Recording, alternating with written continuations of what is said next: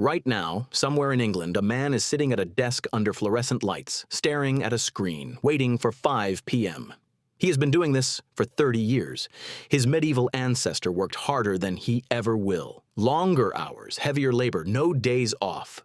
But here's the part nobody talks about. He probably went to bed happier. This is the story of one peasant family, small English village, 1270 AD, one day. And by the end of it, you're going to question everything about the life you're living right now. The farmer doesn't wake up to an alarm. He wakes up because the pig is making noise. The same pig that lives inside the house, home to his wife, 3 children, his mother, 2 goats, and a smell that would make a modern person gag at the door. It is still dark. The fire has burned to nothing. He is 31 years old. Every bone feels 60. His wife is already up. Hands cracked so deeply they bleed in winter. The children are piled on a straw mattress sharing body heat because that is the only heating available. His mother is coughing in the dark. She has been coughing since October. It is now February. The cough has changed. Nobody is talking about it. Everyone has noticed. His boots are the most expensive thing he owns. One has leaked since November. His left foot has been wet every day for 3 months. Outside, 43 people are stirring. He knows every one of them. Their debts, their grudges, who is sick and hiding it.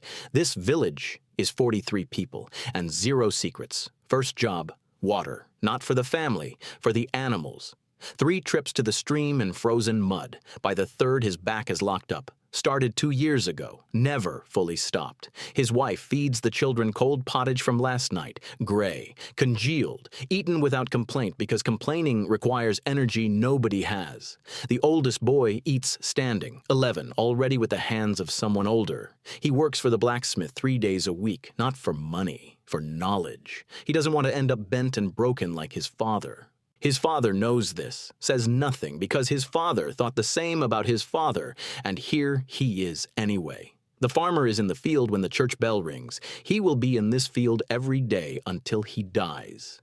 Statistically, that is not far away. 9 strips of land, scattered, 2 barely worth working. 1 borders his neighbor's strip, a 6-year argument conducted entirely in silence. They nod, don't speak, work 10 feet apart in finger-numbing cold.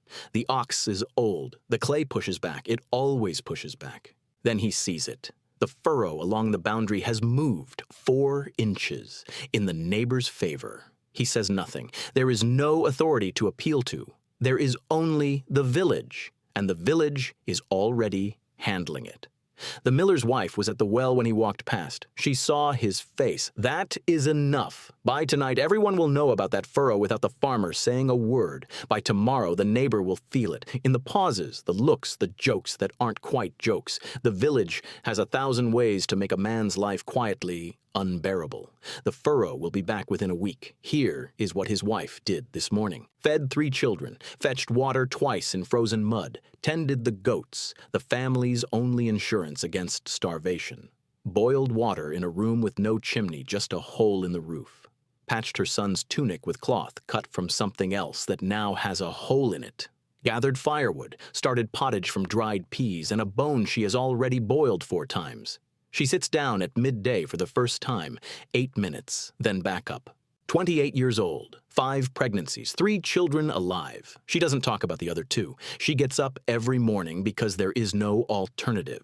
Exhausted in a way that goes all the way to the bone. 1 room, 1 dying fire, 1 pot of gray water with a bone in it. The youngest falls asleep before she finishes eating. The boy talks about something the blacksmith showed him.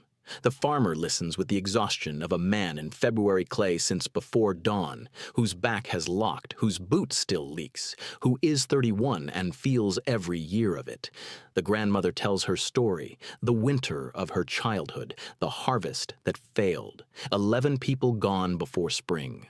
She tells it every few years because the people who lived it are dying and someone has to remember. Eat what you have. Help your neighbors. It can always get worse. The fire goes out. One room, darkness cold, the sound of the cough. Tomorrow the bell rings. The clay is still heavy. The boot still leaks. He gets up anyway. There is no other option. This is not a simpler time. This is a life that grinds people down and asks them to be grateful for surviving it. But in that room, around that fire, there is something we traded away so slowly we never noticed it was gone. He has never eaten a meal alone. Every problem he faced with 43 people who knew his name and his history. He has never been anonymous, never wondered if anyone would notice if he disappeared. We built a world of 8 billion people and made it possible to vanish inside it completely. If that farmer could see you now, eating alone, staring at a screen, surrounded by millions of people you will never speak to, he would not envy a single thing about your life. He would feel sorry for you. And the longer you think about it, the harder it is to argue he'd be wrong.